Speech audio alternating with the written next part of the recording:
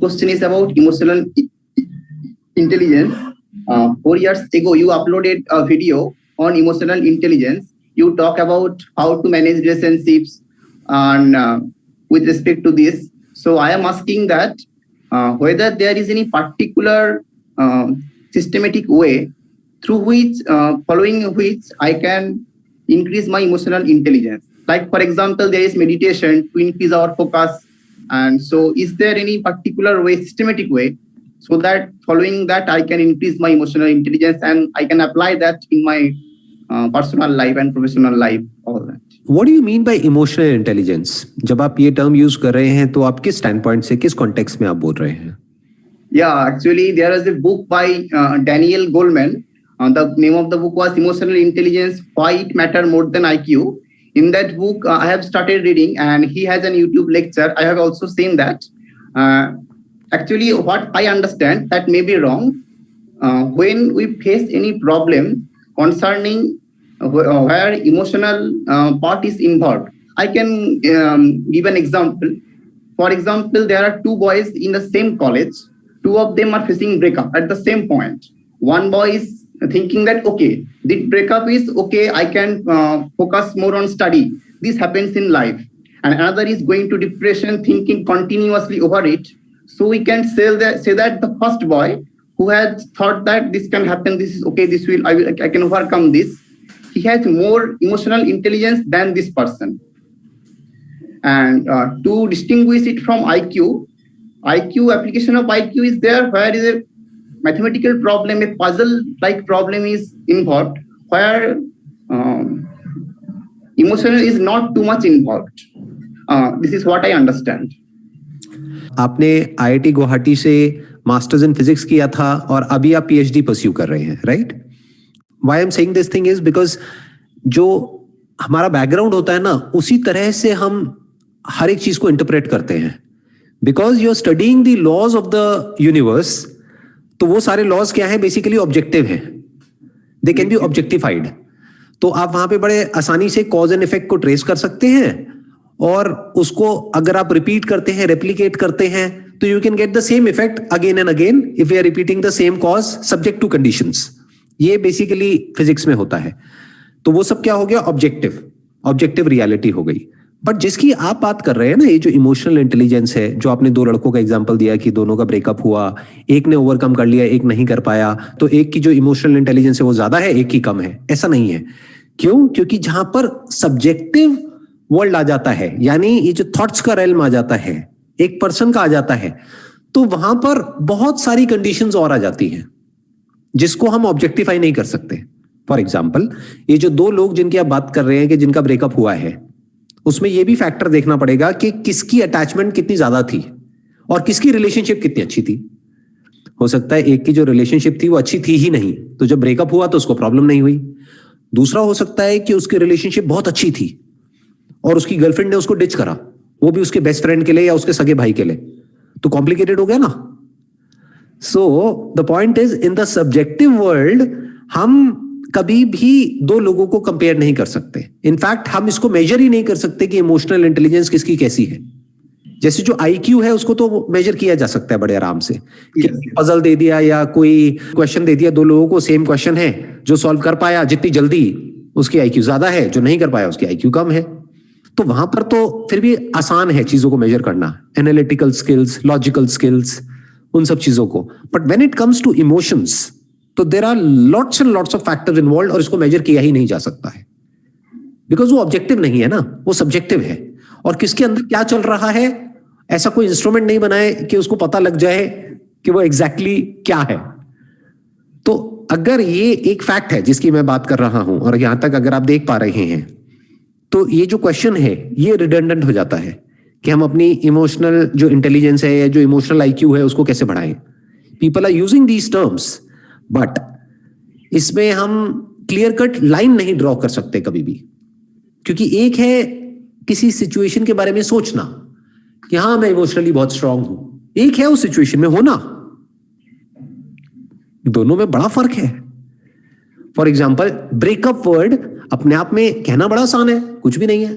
Breakup हुआ तो मैं उससे ओवरकम कर जाऊं. अरे ये भी तो डिपेंड करता है आपका रिलेशन कैसा था. if that person meant the world for you, और फिर वो ब्रेकअप हो गया, and there was not even the slightest of doubt in your mind कि ऐसा कुछ हो सकता है, और फिर भी वो हो गया, तो इमोशनली उससे बाहर आने में टाइम तो लगेगा ही ना, प्रॉब्लम तो होगी ना। फिर वो चाहे कोई भी हो, फिर वो चाहे वही आदमी हो जिसने वो बुक लिखी है इमोशनल इंटेलिजेंस के ऊपर। तो अब सवाल उठता है क्या किया जाए, बिकॉज इट इज सब्जेक्टिव, तो इसको मेजर नहीं किया जा सकता। तो we need to understand the subject. जब तक हम ये नहीं करते, देयर इज नो टेक्निक, क्योंकि आपने जो क्वेश्चन पूछा है उसमें इंप्लाइड है कि यू आर बेसिकली आस्किंग कि क्या कोई ऐसी टेक्निक है या कोई ऐसी प्रोसेस है या कुछ ऐसे स्टेप्स है जिससे कि हम अपनी इमोशनल इंटेलिजेंस को बढ़ा सकें। The clear cut answer is no, there is nothing of that sort. अगर हमको अपनी इमोशनल इंटेलिजेंस, वैसे तो ये वर्ड अपने आप में थोड़ा सा एम्बिगुअस सा है, बट फिर भी अगर हम बोले कि भाई इमोशनली अगर हमको स्ट्रांग होना है तो उसके लिए क्या करना पड़ेगा, उसके लिए हमको खुद को और खुद की जितनी भी लेयर्स हैं उसको बारीकी से समझना पड़ेगा। That is the only way out, there is no other way out. At the deepest level of your being, जो आप होते हो ना, जो आपकी आइडेंटिटी है, अगर मैं एक लाइन में इसको सम अप करूं जो भी कुछ मैंने कहा है उसको, कि जो आपकी आइडेंटिटी है अगर वो इनकम्प्लीट है, वो फाइनाइट है, वो फ्रेगमेंटेड है, और फिर वो किसी और के साथ में जुड़ेगा या जुड़ेगी, तो वो अपने ऊपर भी बर्डन क्रिएट करेगा और सामने वाले के ऊपर भी। That relationship will become kind of a burden on both the people involved. लेकिन अगर अपने अंदर से you are stable, secure, free, you are peaceful, और फिर आप किसी के साथ रिलेशनशिप में जाते हो, तो रिलेशनशिप में भी वही रिफ्लेक्ट करेगा जो आप अपने अंदर से होगे, यानी स्टेबिलिटी, हैप्पीनेस, पीसफुलनेस, कामनेस, वो सब वहीं रिफ्लेक्ट हो जाएगा उसी रिलेशनशिप में। फिर जो रिलेशनशिप जैसी होगी वैसे ही आप अंदर से होते चले जाओगे। तो ये एक लूप बन गया एक तरीके से। जैसे आप अंदर से हो वैसे ही बाहर रिफ्लेक्शन है आपकी जो रिलेशनशिप्स है उसकी। अगर अंदर से आप पीसफुल हो तो आपकी रिलेशनशिप्स भी पीसफुल है, right? I had a second question about how important the asking of who I am. Actually, previously I was not interested in asking who I am, that question. But now, after talking with you, a new dimension has opened. So that was the second question, that I was not interested in asking who I am. I just wanted to know, is it okay not to be interested in asking who I am? Absolutely, it is okay not to be interested. Maybe because अभी जो priority है life में वो कुछ और है। May be because कि अभी आपको अपनी पढ़ाई पे फोकस करना है, अपनी पीएचडी पे फोकस करना है, उसके बाद में जो भी आप आगे आपके प्लान्स है उसको एग्जीक्यूट करना है, अपने जो गोल्स हैं उसको अचीव करना है। जब एक स्टेबल आप पोजीशन में आ जाते हैं लाइफ में, जब आपको ये लगता है कि फाइनेंशियली मैं स्टेबल हूँ, सिक्योर हूँ, फाइनेंशियली फ्री हूँ, तब आप पूछ सकते हैं जल्दी क्या है। There must not be any kind of hurry in asking this question.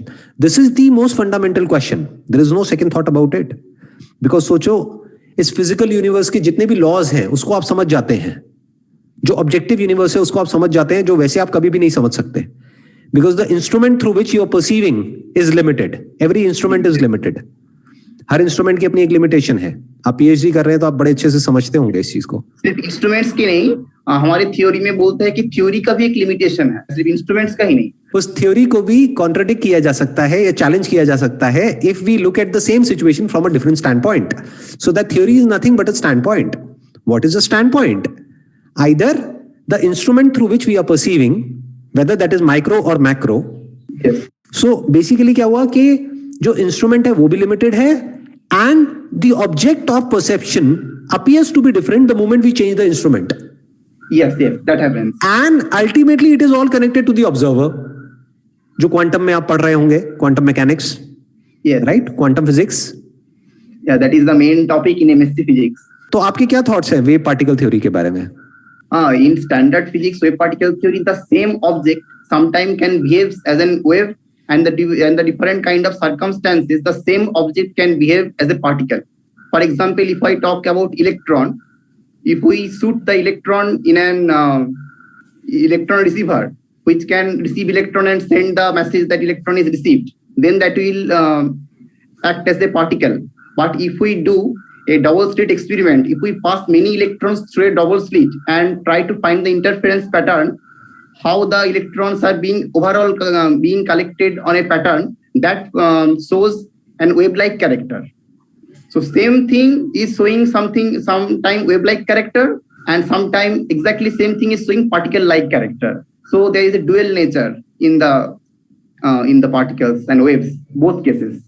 और अगर स्पिरिचुअल पर्सपेक्टिव से देखा जाए तो इसका आंसर जो है वो आपको स्पिरिचुअलिटी में मिलेगा आगे जा करके। ये जो डुअल नेचर है ना जिसकी आप बात कर रहे हैं, reality basically it appears to be something else the moment there is an observer, और जिसको हम ऑब्जर्वर बोल रहे हैं that is not an observer, that is the instrument of observation. यानी हम जो वहां पर प्लेस कर रहे हैं, हम कैमरा प्लेस कर रहे हैं, क्योंकि जो इलेक्ट्रॉन्स है जिसको फायर किया जा रहा है उसको तो हम अपनी आंखों से देख भी नहीं सकते हैं। So there is no conscious observer per se for that matter. हम उसके इफेक्ट्स को देख पा रहे हैं, हम उसकी परछाई को देख रहे हैं, हम एक्चुअल में तो उसको देख ही नहीं रहे हैं। Am I right? Yes, yes. Number one, we are seeing through an instrument, and number two, we are seeing the contact of the electron with a wall. तो we are seeing the contact. अगर उस wall को भी हटा दें तो camera क्या देखेगा? कुछ है ही नहीं कैमरे के लिए देखने के लिए। तो हम ये देख रहे हैं कि उस वॉल पे वो इलेक्ट्रॉन कैसे बिहेव कर रहा है in the presence versus in the absence of a camera. That camera is not a conscious being. Yes. तो जिसको हम ऑब्जर्वर बोल रहे हैं that is not an observer, that is the observed. क्यों? क्योंकि कैमरा को भी हम ऑब्जर्व कर सकते हैं ना। Yes. Not just the objects which are perceived through the instrument are the observed, but the instrument is also observed. It's also in the realm of the observed. ये जो बॉडी है एक इंस्ट्रूमेंट की जैसी है, और इस इंस्ट्रूमेंट की कैपेबिलिटीज को बढ़ाने के लिए हमारे पास में साइंटिफिकली बहुत सारे इंस्ट्रूमेंट्स हैं जिसके थ्रू हम परसीव करते हैं। तो वो जो इंस्ट्रूमेंट्स हैं वो भी इसी फिजिकल फिनोमेना के बने हैं, मैटर के बने हैं, और जिसको हम परसीव कर रहे हैं वो भी उसी का बना है।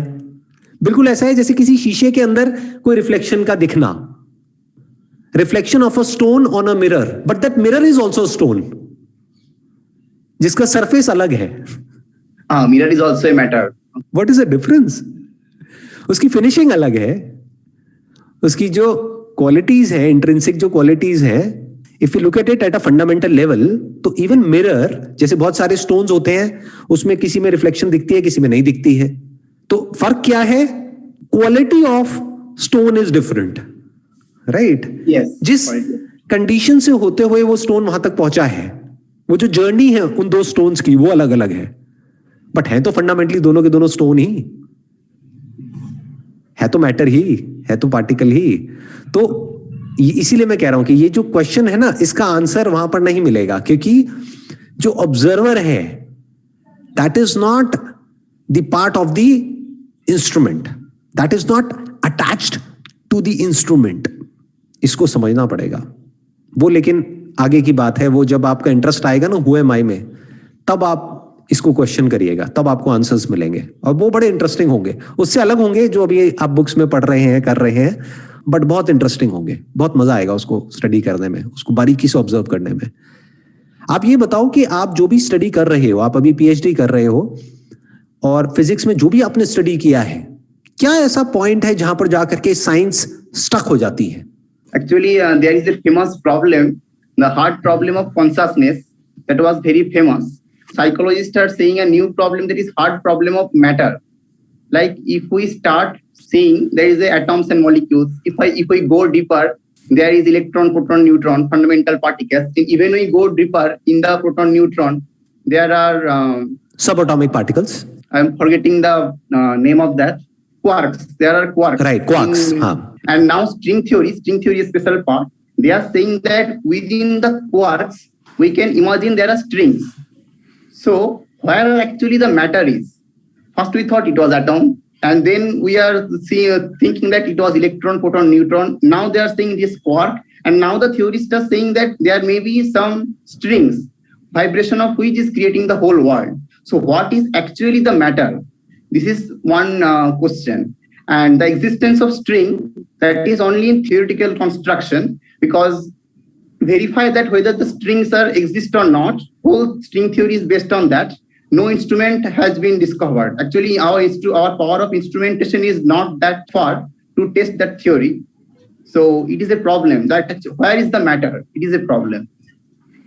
ये जो आप बता रहे हैं ना कि जो सटलेस्ट ऑफ पार्टिकल है, या फिर ये कह लो particle in its subtlest form, which is not a particle, which is basically a wave, and that too of such a high frequency. तो अगर आप फ्रीक्वेंसी को बढ़ाते चले जाओ, वेवलेंथ को कम करते चले जाओ, तो एक ऐसा पॉइंट आएगा, क्या होगा आप बताइए? I cannot distinguish between the peaks and the wavelength is so small. I will not be able to distinguish whether the peaks are coming and whether this is going down and whether this is coming. I will see an average, something like that. Absolutely. मतलब वो एक straight line के जैसी होगी. Straight line के जैसी. बिल्कुल जैसे डेथ के टाइम होता है. डेथ में आपने देखा होगा मूवीज में ऐसे चल रहा होता है, and then after that it's like a straight line. So it's going to be a straight line. तो ये जो स्ट्रेट लाइन है, ये जो हार्ड प्रॉब्लम ऑफ कॉन्शियसनेस है, ये जो अल्टीमेट रियलिटी है, इसको वेदांता में ब्रह्मन बोलते हैं, इसको आत्मा बोलते हैं. आत्मा मतलब मैं मतलब क्या? अब वो उस लेवल पर मेरा मैं और आपका मैं अलग अलग नहीं है, एक ही है. और जिसको हम कॉन्शियसनेस बोलते हैं, that can't be separated from matter, because how can we talk about matter without consciousness, and how can we talk about consciousness without matter? इसको हम दो समझ रहे हैं, दो नहीं है. That is what Advaita Vedanta is all about. इसने शुरू ही वहीं से किया है. जो अद्वैत वेदांत है ना, वो वहीं से शुरू करता है जहां पर जाकर के साइंस खत्म हो जाती है, जहां पर जाकर के वो स्टक हो जाती है. यानी क्या? डुअल. बिकॉज साइंस क्या कर रही है? मेजर कर रही है. अब मेजरमेंट क्या होता है? For you to measure there must be an instrument of measurement. अब एक इंस्ट्रूमेंट से देखोगे तो कुछ और है, दूसरे इंस्ट्रूमेंट से देखोगे तो कुछ और है.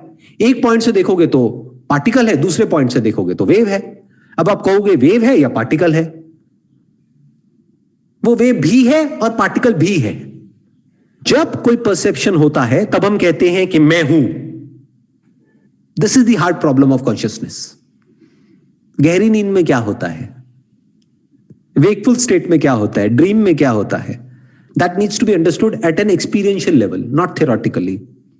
वो स्टेप बाय स्टेप समझना पड़ेगा. All I can say is कि ये जो हार्ड प्रॉब्लम ऑफ कॉन्शियसनेस है, इसका answer not just theoretically but experientially available है.